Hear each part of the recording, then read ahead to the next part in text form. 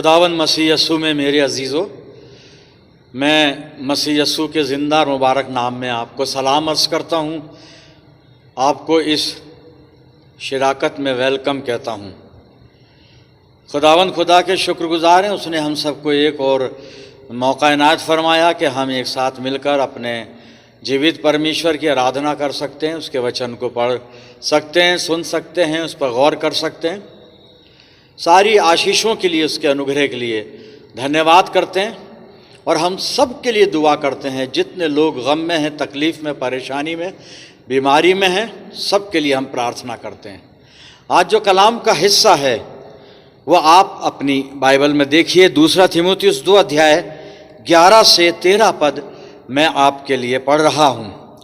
ये बात सच है कि जब हम उसके साथ मर गए तो उसके साथ जिएंगे भी। अगर हम दुख सहेंगे तो उसके साथ बादशाही भी करेंगे। अगर हम उसका इनकार करेंगे तो वो भी हमारा इनकार करेगा। अगर हम बेवफा हो जाएंगे तो भी वो वफादार रहेगा, क्योंकि वो आप अपना इनकार नहीं कर सकता। खुदा की बरकत उसके पाक कलाम के पढ़े जाने और सुने जाने पर हो। आमीन। आइए दुआ करें। खुदावंद मसीह यस्सू में हमारे प्यारे आसमानी बाप, ये वक्त है जो तेरी तरफ से हमें मिला है, तेरे ज़िंदा और मुबारक कलाम पर गौर व फिक्र करने का। हम में से हर एक को पाक रूह का मसा दे कि प्यारे खुदावंद हम तेरे वचन को तेरी इच्छा के अनुसार समझ सकें। ये कलाम का बीज हमारी ज़िंदगियों में जड़ पकड़े और बहुत सा फल लाए। प्यारे खुदावंद, जब हम तेरी संगति में हैं तो हमारे चारों तरफ अपने फरिश्तों का बाड़ा बांध कि कोई भी शैतानी शक्ति हमें तेरी संगति से, तेरे विचारों से जुदा ना कर सके।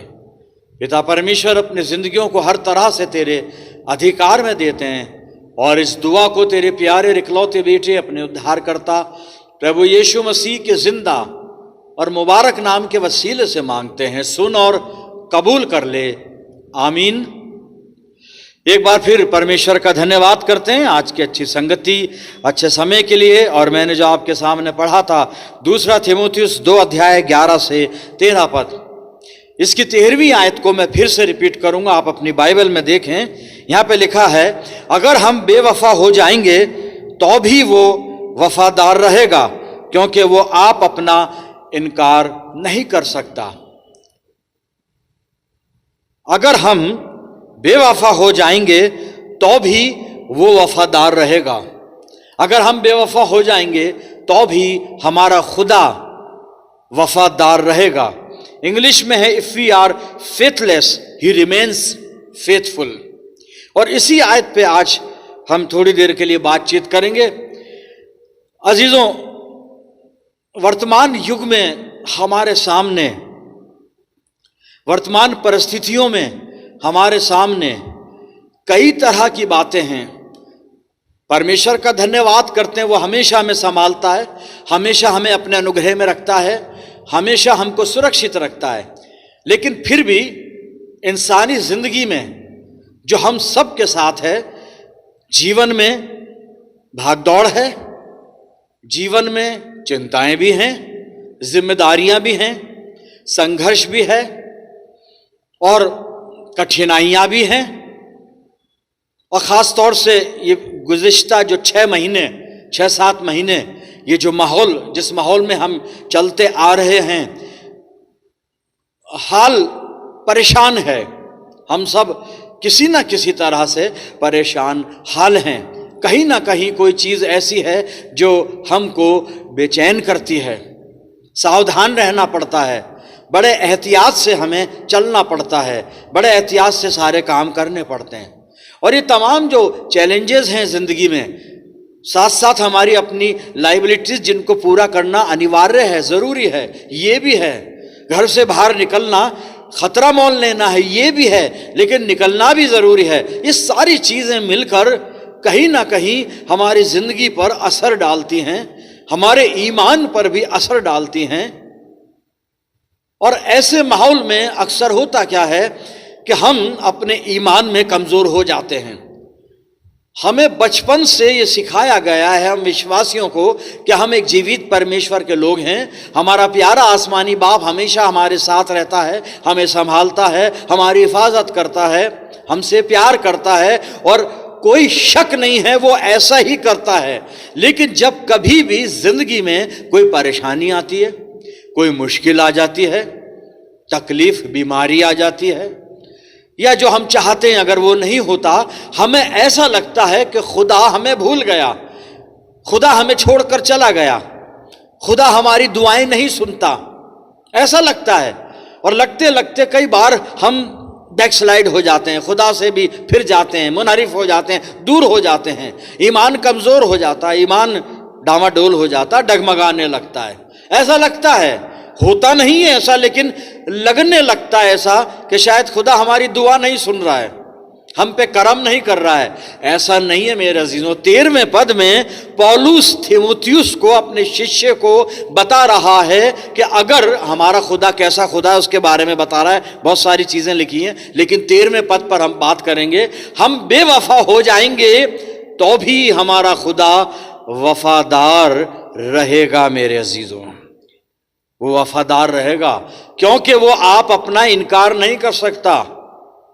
हम उसके बच्चे हैं, उसके बेटे और बेटियां हैं, और अगर एक बाप अपने बेटे बेटी का इनकार करता है, इसका मतलब वो अपना इनकार करता है।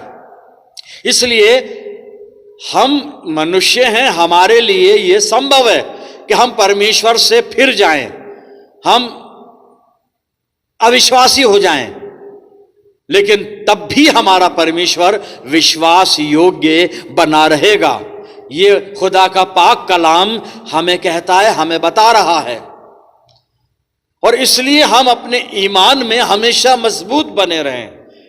हम बेवफा हो सकते हैं, इंसान बेवफा हो सकता है। और पौलुस थिमुथियुस को यह बात इसलिए लिख रहा है कि पौलुस इफिसुस के अंदर मां की कलीसिया में सेवकाई कर रहा है। कलीसिया में जब वो खिदमत करता है, जब सेवा करता है वो, या कोई भी पासबान जब एक कलीसिया का इंचार्ज होता है, जब एक कांग्रीगेशन को लेकर चलता है, एडमिनिस्ट्रेशन भी है, स्पिरिचुअल उसकी ड्यूटीज भी हैं, कलीसिया में हर तरह के लोग हैं, तो बड़े चैलेंजेस आते हैं। थिमुथियुस के सामने भी ये सब कुछ रहा होगा, अवश्य रहा होगा। और थिमुथियुस के विश्वास को मजबूत करने के लिए, थिमुथियुस की मिनिस्ट्री को मजबूत करने के लिए पौलुस ने, जब आप पहले पद से पढ़ेंगे 2 अध्याय को, थिमुथियुस को एक बात लिखी है कि यीशु मसीह के अच्छे सिपाही की तरह मेरे साथ दुख उठा। यीशु मसीह का तू सिपाही है, तुझे मेरे साथ दुख उठाना है। दुख क्यों उठाना है जी? क्या खुदावंद मसीह यीशु ने मुझे और आपको दुख उठाने के लिए बुलाया? जी नहीं।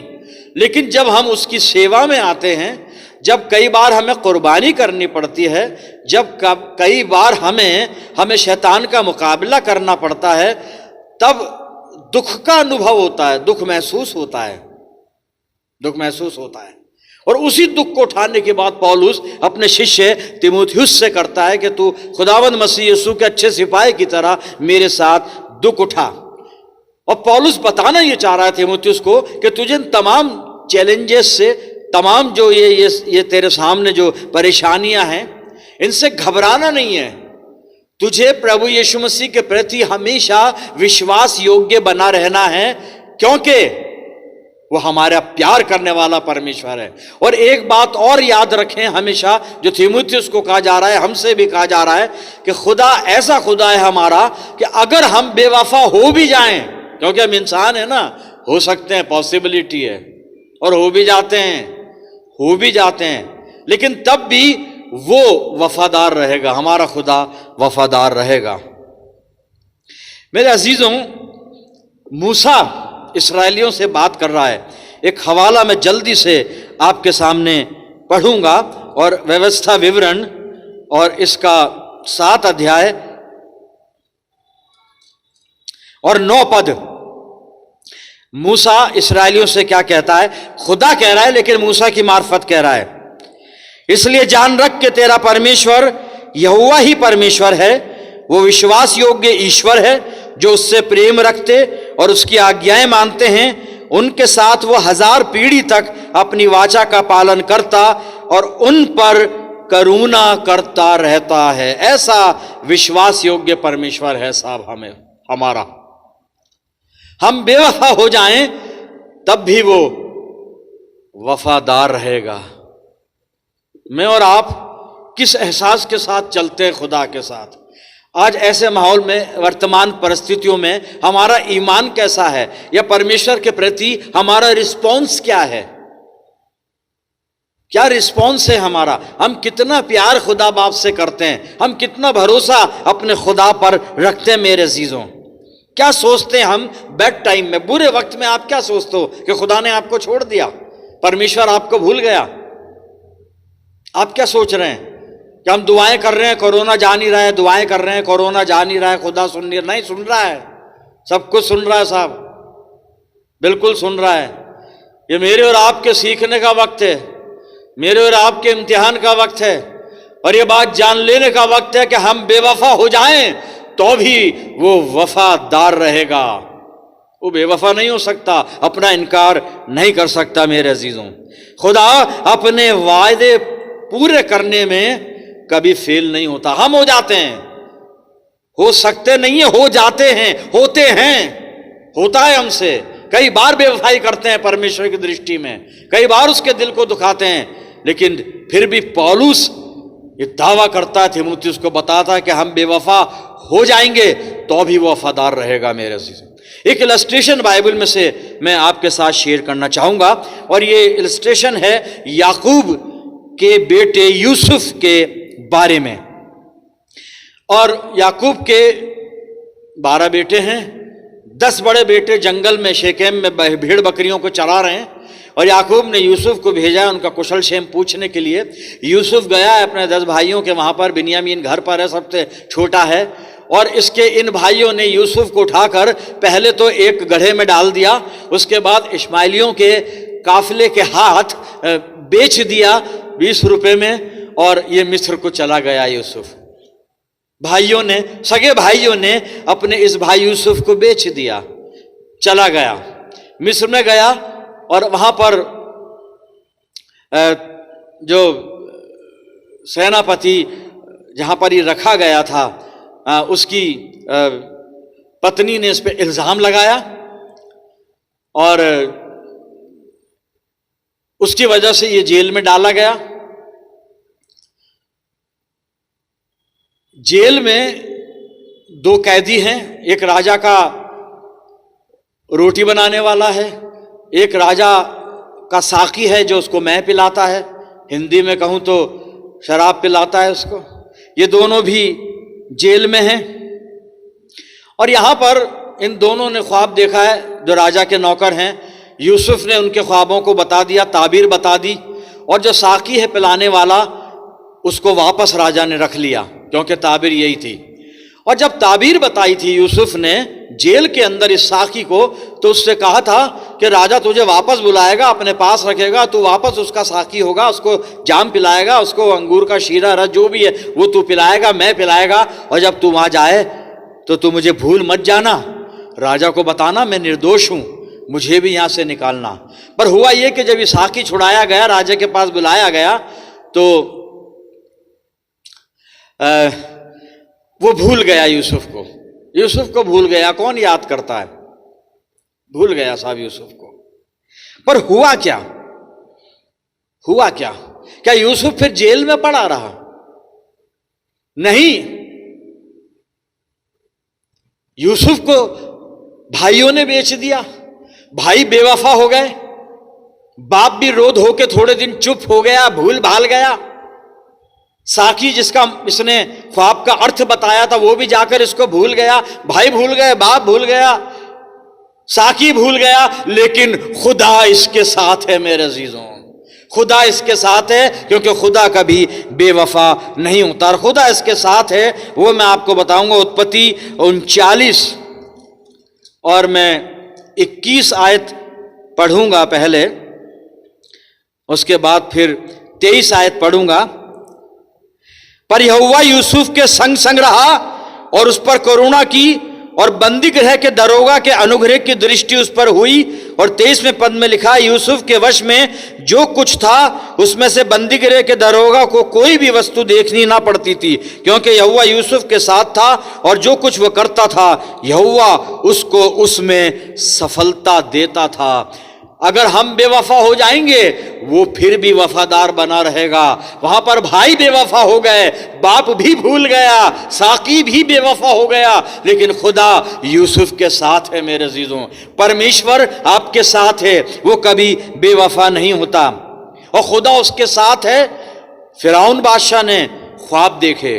फिरौन बादशाह को तब साकी ने कहा कि अरे एक यूसुफ है जिसने मेरे सपने का अर्थ बताया और मेरे साथ बिल्कुल सही वैसा ही हुआ, तो राजा वो तेरे सपनों का अर्थ बता देगा। राजा ने उसको बुलाया, यूसुफ ने उसके सपनों का अर्थ बता दिया। तब फिरौन का रिएक्शन देखिए, राजा क्या कहता है। उत्पत्ति की पुस्तक 41 अध्याय और 37-38 आयत में पढ़ता हूं। ये बात फिरौन और उसके सारे कर्मचारियों को अच्छी लगी, इसलिए फिरौन ने अपने कर्मचारियों से कहा, अब ये यूसुफ ने राजा को उसके स्वप्नों का अर्थ बता दिया है और वो समझ भी गए कि हाँ अर्थ सही है। उसकी यूसुफ की बातें अच्छी लगी, वो यहाँ पे लिखा है। फिर से स्टार्ट करता हूँ। ये बात फिरौन और उसके सारे कर्मचारियों को अच्छी लगी, इसलिए फिरौन ने अपने कर्मचारियों से कहा कि हमको ऐसा पुरुष जैसा ये है जिसमें परमेश्वर का आत्मा रहता है मिल सकता है।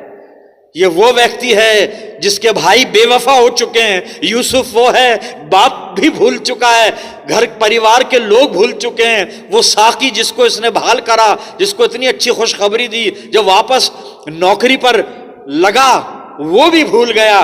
खुदा इसके साथ था। मेरे अजीजों, हम बेवफा हो सकते हैं, परमेश्वर का भी बेवफा नहीं होता। यूसुफ को सरफराजी मिल रही है, इकबाल मंदी मिल रही है। कैसे मिल रही है? खुदा वफादार है, इसके साथ है, इसके साथ है। राजा कह रहा है ऐसा आदमी हमें मिलेगा जिसमें खुदा का आत्मा रहता हो।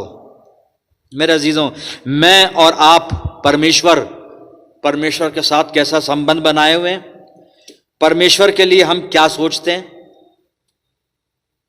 हम बेवफा हो जाएंगे, होते हैं, वो बेवफा नहीं होता।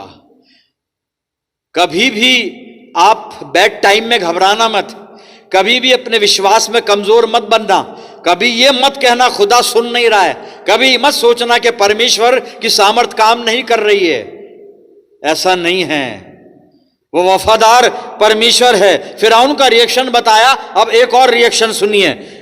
उत्पत्ति 41 और 44 और 45 आयत पढ़ रहा हूं। फिर फिरौन ने यूसुफ से कहा, फिरौन तो मैं हूं, यानी राजा मैं हूं, पर सारे मिस्र देश में कोई भी तेरी आज्ञा के बिना हाथ पांव नहीं हिलाएगा। इतना मर्तबा तो किसी को नहीं मिलता, किसी को नहीं मिलता। आप वर्ष को सुनिए, आयत को सुनिए कि तेरी मर्जी के बिना कोई ना हाथ हिला सकता है ना पैर हिला सकता है। साहब, इससे बड़ी आशीष परमेश्वर की क्या हो सकती है? ये यूसुफ को मिली है। यूसुफ वो व्यक्ति है जिसका खुदा वफादार खुदा है और उसका खुदा, वो ही खुदा मेरा और आपका खुदा है। मेरे अजीजों, हम किस ईमान के साथ जी रहे हैं? इब्रानियों का लेखक एक बात लिखता है मेरे और आपके लिए, और वफादार खुदा हमेशा हमारे साथ है। परमेश्वर हमेशा हमारे साथ है। इब्रानियों 13:5 पद पढ़ रहा हूं। तुम्हारा स्वभाव लोभ रहित हो और जो तुम्हारे पास है उसी पर संतोष करो, क्योंकि उसने आप ही कहा है, मैं तुझे कभी ना छोड़ूंगा न कभी तुझे त्यागूंगा। खुद खुदा ने कहा है भाई, ये एग्रीमेंट हमने नहीं करवाया उससे, उसने खुद अपनी मोहब्बत में होकर, खुद अपने फजल में होकर हमसे कहा है, ना तुम्हें छोड़ूंगा ना कभी त्यागूंगा। मेरे अजीजों, आज हम किस ईमान के साथ जी रहे हैं? वर्तमान स्थिति में बड़ी विषम परिस्थितियां हैं, चारों तरफ नेगेटिविटी है, क्योंकि पॉजिटिव ज्यादा हैं, इसलिए निराशा है, भय है, घरों में दुबक के बैठना पड़ता है। कोई बात नहीं, कोई बात नहीं, हमारा खुदा वफादार खुदा है, हमारे साथ है, हमें सरफराजी इकबाल मंदी अता करेगा, सिर्फ समय आने दीजिए, उसका समय है, परमेश्वर का समय है मेरे अजीजों। आखिरी हवाला पढ़ेंगे और उसके बाद यहाँ पे रोकेंगे। करना क्या है हमें? पहली बात, विश्वास योग्य बने रहें, क्योंकि हम ऐसे परमेश्वर के लोग हैं कि अगर हम बेवफाई भी करेंगे तब भी वो वफादार बना रहेगा। तो भाई इतने अच्छे प्यारे और सच्चे खुदा के साथ हमें कितना ज्यादा वफादार होना चाहिए। अब करना क्या है? आखिरी हवाला सुन लीजिए। पहला पतरस की पहली पत्री 4 अध्याय 17 से 19 में आपके सामने पढ़ रहा हूं, क्योंकि वो समय आ पहुंचा है कि पहले परमेश्वर के लोगों का न्याय किया जाए, और जबकि न्याय का आरंभ हम ही से होगा तो उनका क्या अंत होगा जो परमेश्वर के सुसमाचार को नहीं मानते। और यदि धर्मी व्यक्ति ही कठिनाई से उद्धार पाएगा तो भक्तिहीन और पापी का क्या ठिकाना। इसलिए 19वीं आयत को सुनिए। इसलिए जो परमेश्वर की इच्छा के अनुसार दुख उठाते हैं, भलाई करते हुए अपने अपने प्राण को विश्वास योग्य सृजनहार के हाथ में सौंप दें।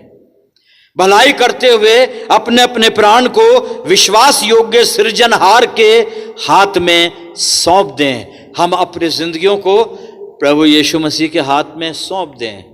हम अपने आप को अपने खुदा के हाथ में सौंप दें मेरे अजीजों। कमिटमेंट का समय ये, अपनी जीवन प्रभु यीशु मसीह के हाथ में सौंप दीजिए। वफादार है वो, मेरा और आपका खुदा, मेरा और आपका प्रभु यीशु मसीह वफादार परमेश्वर हैं जी, अलग नहीं है। बाप बेटा पवित्र आत्मा एक ही है, कंफ्यूज मत होना। आप बाप कह लें, बेटा कह लें, पवित्र आत्मा कह लें, लेकिन यीशु मसीह वफादार है। इस ईमान के साथ जीते रहिए और अपनी जिंदगी को खुदावंद मसीह यीशु के इख्तियार में सौंप दीजिए। आइए दुआ करें। खुदावंद प्यारे बाप आसमानी, धन्यवाद करते हैं जीवित वचन के लिए। पिता परमेश्वर, जो कुछ भी कलाम ने हमें सिखाया समझाया, इस पर चलने की हमें तौफीक अता कर। हमें पवित्र आत्मा की ऐसी सामर्थ्य और अगुवाई दे कि हम अपनी जिंदगियों को अपने विश्वास योग्य परमेश्वर, अपने विश्वास योग्य प्रभु यीशु मसीह के हाथों में सौंप दें। हाँ आए आसमानी बाप, हम हर तरह से अपनी जिंदगियों को तेरे सुपुर्द करते हैं। पिता परमेश्वर, मैं दुआ करता हूँ जितने लोग इस प्रार्थना में सम्मिलित हैं, इन सब अजीजों पर तेरी शफकत, रहमत और बरकत का साया हमेशा बना रहे। प्यारे प्रभु परमेश्वर, हमारी सब कलीसियाओं पर तेरा अनुग्रह हमेशा बना रहे। प्यारे खुदावंद, हम दुआ करते हैं ये जो महामारी है यीशु के नाम में खुदावंद ये थम जाए। प्रभु जी, हम पर रहम कर, हमारे पाप क्षमा कर दे। परम पिता परमेश्वर, अपने आप को तेरे कदमों पे रखते हैं और ये दुआ तेरे प्यारे इकलौते बेटे अपने उद्धार करता प्रभु यीशु मसीह के जिंदा और मुबारक नाम के वसीले से मांगते हैं। सुन और कबूल कर ले, आमीन। अब हमारे प्रभु यीशु मसीह का अनुग्रह, पिता परमेश्वर का प्रेम, पवित्र आत्मा की सहभागिता हम सब के साथ, समस्त विश्वासियों के साथ, हमारी सब कलीसियाओं के साथ अब से लेकर हमेशा तक होती रहे। आमीन।